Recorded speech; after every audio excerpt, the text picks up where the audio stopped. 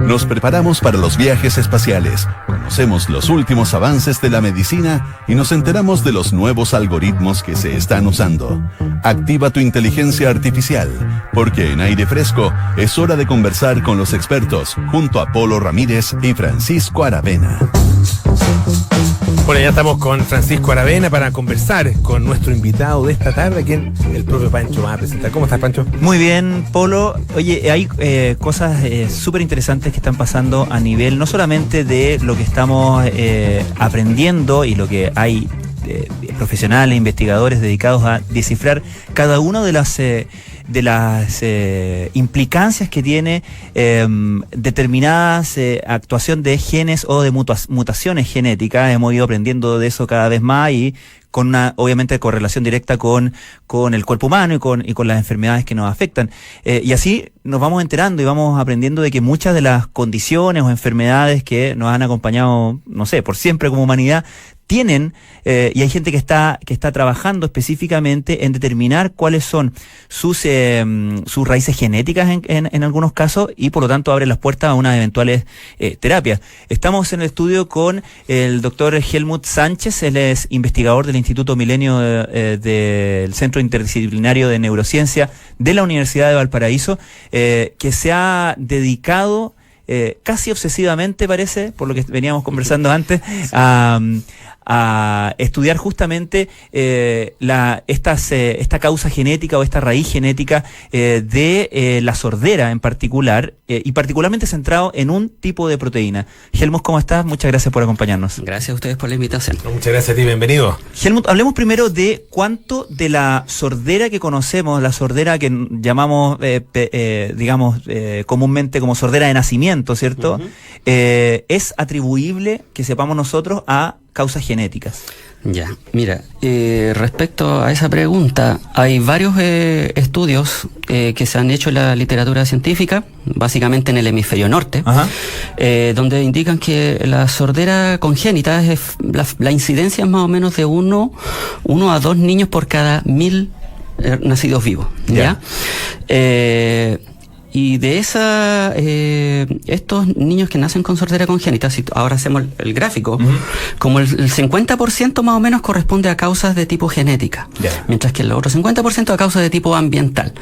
Y en esa causa ambiental tenemos unas que son conocidas, factores ototóxicos, exposición a aminoglicósidos, mientras que otro porcentaje es desconocido. Respecto ahora a este 50% de causa genética, más o menos como el 50%, este sub 50%, corresponde a alteraciones genéticas en un gen en particular, que se llama, codifica para una proteína que se llama conexina 26. Se han descrito en la literatura como más de 50 genes que producen sordera congénita, pero una fracción súper importante de estos casos corresponde a alteraciones en un gen que codifica para conexina 26. Y esa es justamente la proteína en la cual tú te has especializado, la conexina 26. Cuéntanos, ¿dónde está presente esta proteína? ¿De qué manera se expresa? Bueno, esta proteína está presente en el oído interno, que es la parte interna de nuestros oídos, donde ocurre la mecanotransducción, donde la onda mecánica, el sonido, se transforma en un impulso nervioso. Curiosamente hay unas neuronas que están adaptadas para responder a este tipo de estímulos, pero esta conexina 26 está ahí en el entorno celular, en las células que son llamadas células de soporte de las neuronas. Y es ahí donde esta proteína forma unos canales que comunican el entorno celular. Cuando esta comunicación entre las células del oído interno se interrumpe o se ve alterada de una forma particular, se genera diversos grados de sordera congénita. Y por el nombre, supongo que la conexina justamente lo que hace es eso, ¿no? Efectivamente. Esa función. Ahora, explícanos un poco, perdón, es una pregunta muy básica, pero creo que es interesante como para graficarnos la mecánica de cómo funciona esto. Cuando uno habla de que un gen codifica para una proteína, ¿cómo funciona eso? ¿Qué significa eso? Bueno, en el fondo nuestro ADN tiene varios genes que son los que en el fondo codifican, contienen la información para producir proteínas en el entorno celular. En el caso que a nosotros nos interesa, tiene un nombre técnico, GJ beta 2, el cual es un gen que es relativamente chico en términos de DNA, es factible de poder secuenciarlo, y este es el gen que codifica, Gap Junction beta 2 se llama el gen, codifica para esta proteína que se llama conexina 26, que la información se traduce en proteínas que producen canales intercelulares en el oído interno. Estamos conversando con Helmut Sánchez, él es investigador del Instituto Milenio, Centro Interdisciplinario de Neurociencia de la Universidad de Valparaíso. De hecho, vive y trabaja ya en Valparaíso. Después de un largo tiempo que estuviste trabajando en Estados Unidos, nos contabas, ¿no es cierto? Siempre en esta misma materia, en esta proteína, y siempre en el tema de la sordera. Bueno, cuando yo en realidad empecé a estudiar acá en Santiago, hice mi posgrado, un doctorado en ciencias biológicas en la Universidad Católica. Ahí estudié una proteína que se llama conexina 43, que es bastante ubicua en el cerebro, también en nuestros sistemas inmunes y también en el corazón. De hecho, esta conexina permite que nuestro corazón, que está formado por millones de células, funcione como al unísono, como un gran músculo coordinado, ¿ya? También estudié una proteína que se llama conexina 32, que regula, por ejemplo, el metabolismo en el hígado. Por ejemplo, cuando tenemos hambre, nuestro hígado empieza a quemar glucosa y eso se realiza de una forma coordinada gracias a esta comunicación por canales de conexina 32. Después me fui a Nueva York, hice un postdoc como de 8 años allá, y allá estudié esta conexina 26, que ya se había caracterizado más o menos que está correlacionado con sordera.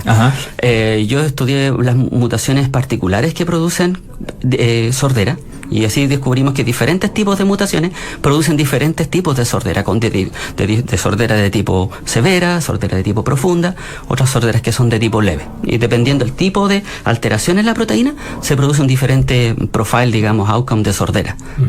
¿Y qué te llevó a acercarte o a centrarte en el tema de la sordera? En particular, yo después que terminé mi postdoc, regresé acá a Chile y continué estudiando esta proteína junto con un grupo colaborador que está en el Centro de Neurociencias de Valparaíso, y ahí decidimos, bueno, apliquemos la expertise que tenemos como grupos juntos y comencemos a estudiar mutaciones que producen sordera. Y lo que nos encontramos es de que acá en Chile hay un vacío en términos de conocimiento, y ese es lo que falta. O sea, cada vez que estamos estudiando alteraciones de conexina 26, viene de perogrullo la Por eso en la primera respuesta que nos diste, dijiste los estudios que se han hecho en el norte, porque eso cuando hablamos de genética en general, es súper importante dónde se han hecho los estudios, porque no necesariamente nos aplican a nosotros, ¿no? Exactamente, y de hecho, ahí están apareciendo estudios en el hemisferio sur, en Argentina hay algunas bibliografías, pero que está centrada solo en el área de Buenos Aires. También hay estudios en Brasil que aparecieron hace poco, y recién también un estudio que se hizo en Lima, en Perú. ¿Ya? Pero hay que entender también de que el background genético de Chile ciertamente tiene características especiales. Al menos hasta antes de toda la ola migratoria que ocurrió en los últimos años, Chile ciertamente ha permanecido en una cierta situación de aislamiento geográfico, y el pool genético chileno tiene características bien particulares. Por lo tanto, era de nuestro interés hacer este tipo de estudios.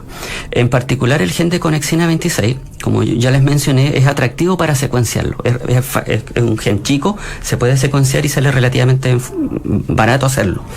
Se han hecho estudios para conexina 26 en Chile, pero solamente en Santiago.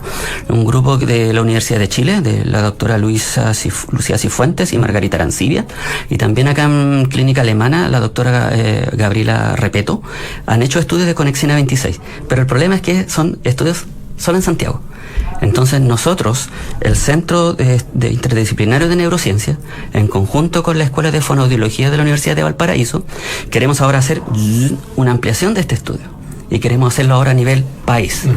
Y para eso nosotros estamos empezando a hacer este estudio, estamos reclutando pacientes, y después de poder obtener su consentimiento informado de estos pacientes, les solicitamos una muestra de material biológico, de modo de poder pesquisar el gen de conexina 26 y evaluar primero si tienen alguna alteración en sus genes, de modo de que sea comparar ahora qué es lo que ocurre ahora con respecto a otros reportes en otros países.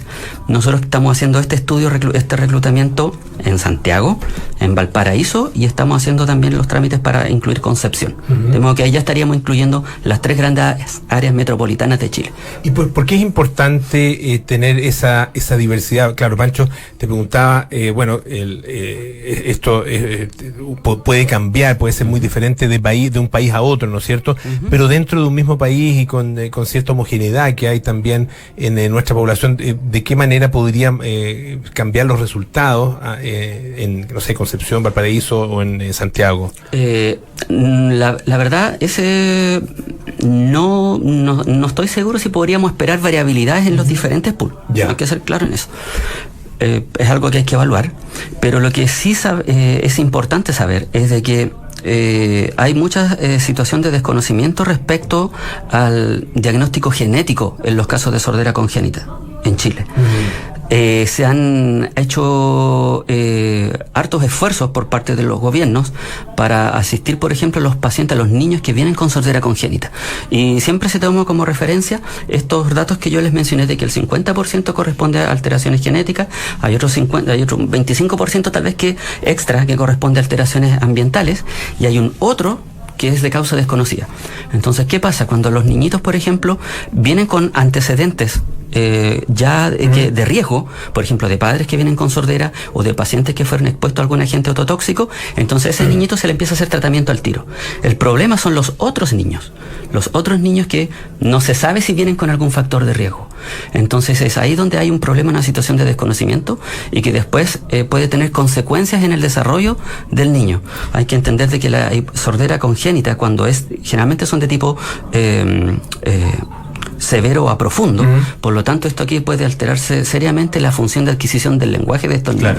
Y por lo tanto la comprensión de mundo, ¿no? Hay una cosa de desarrollo sobre todo neurológico, exacto, sobre todo en los casos donde no tienen un entorno que ayude a llevar a estos niños a llevar la sordera, porque hay, como ya les dije, hay programas de adaptación auditiva que realiza el gobierno, también hay corporaciones de ONGs que también ayudan, y eso es destacable, pero hay que entender que matemáticamente hay casos que se escapan y que desafortunadamente en estos niños se detecta la sordera en una etapa que ya puede comprometer la función del lenguaje en ellos. Por eso es importante, Helmut, identificar marcadores genéticos, porque eso nos permitiría como prever la incidencia de esta... Exactamente. Como ya les mencioné, en otras bases de datos en el extranjero se ha puesto al tiro así como a ganador de que hay 50% de chance de que haya alteraciones en el gen de conexina 26.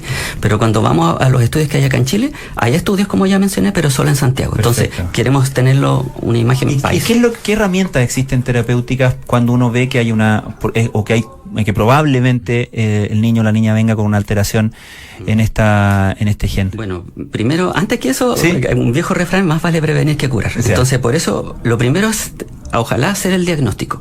Hay varios centros acá en Chile. ¿Diagnóstico en qué etapa? Al tiro, perinatal. Perinatal, o sea, al tiro el bebé nace y se le hace al tiro un estudio al tiro audiológico, que en otros países es como política nacional, que es la política de tamizaje universal, que se le llama. Pero es un test que se administra electivamente cuando nace una guagua. Bueno, la idea es, claro, en el caso acá en Chile, en algunos centros se hace cuando son factores de riesgo. Exacto. Y la idea es, ojalá hacerlo que sea esto política nacional, que es básicamente como una especie de electrocardiograma, un test ABR de potenciales otoacústicos y potencial de actividad cerebral, que es como análogo a un electrocardiograma, pero que en este caso al niñito se le ponen electrodos en la cabecita, no invasivos, por supuesto, y en base a estímulos sonoros se puede observar si el oído y toda el parte de la vía auditiva va respondiendo. Pero el punto es, claro, de que esto se está haciendo solo en algunos centros. Se está haciendo hace harto tiempo en Chile, como desde el 2002 como política. También hay que aclarar que también hay instrumentos del Plan Auge que ayudan a financiar estas terapias para los niñitos. El GES, tengo anotado aquí el GES 59, que es para niños prematuros, que son niños que tienen con un factor de riesgo para sordera, y el GES 77, que también ayuda para los niños con hipoacusia moderada menores de 4 años. No obstante, también, como les decía, hay casos que se escapan. Por ejemplo, algún hospital comunal en el sur de Chile, por ejemplo, que es de donde yo vengo, donde soy originario, y si los padres no saben detectar que este niño viene a lo mejor con algún tipo de sordera, puede tener consecuencias para el desarrollo de la adquisición del lenguaje. Sobre todo, además, si no tiene también una red de apoyo, si no tiene los medios de diagnóstico. Claro. Estamos conversando con Helmut Sánchez, que es investigador del Instituto Milenio, del Centro Interdisciplinario de Neurociencia de la Universidad de Valparaíso. Este estudio que ustedes están realizando ahora, tú dices, están en Santiago, en Valparaíso, y también lo van a ampliar a Concepción. ¿Cuál es un poco el resultado, el output, digamos, de este estudio? ¿Qué se espera de él? Nosotros lo que queremos hacer es una base de datos, como un catastro, donde estén identificados, anonimizados los individuos, pero ver, por ejemplo, cuál es si es que primero presentan o no alguna alteración en el gen de conexina 26. ¿Ya? Eso en primer lugar. Segundo, eso correlacionarlo también con un poco de información demográfica de estos donantes, y en base a eso poder tener como la idea general de cuál es la situación de este catastro a nivel país.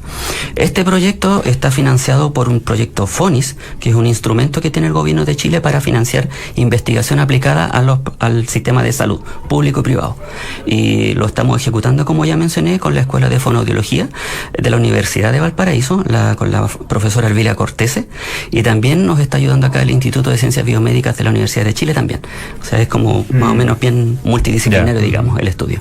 Y lo que queremos hacer como producto de este outcome de este proyecto es efectivamente eso, una base de datos donde salgan pacientes con algún tipo de alteración genética en este gen de conexina 26, si es que la tienen, y dónde viven, de modo de empezar ya a poder cruzar datos. La idea es que esta base de datos esté disponible para los centros que nos están ayudando con los pacientes que son donantes para este estudio. ¿Ya? Eso. Bueno, sí, estamos ya en el tiempo. Muchísimas gracias, Pancho. Muchísimas gracias, Helmut Sánchez, investigador del Instituto Milenio, del Centro Interdisciplinario de Neurociencia de la Universidad de Valparaíso. Y vamos a estar atentos al avance de este estudio y también de otras novedades que siempre nos está ofreciendo este centro. Muchas gracias, Helmut. Gracias a ustedes por la invitación. Muchas Francisco, gracias. Un gusto. Un gusto. Y bueno, ya nos tenemos que ir. Viene Cartas Notables con Bárbara Espejo. Hoy presentamos a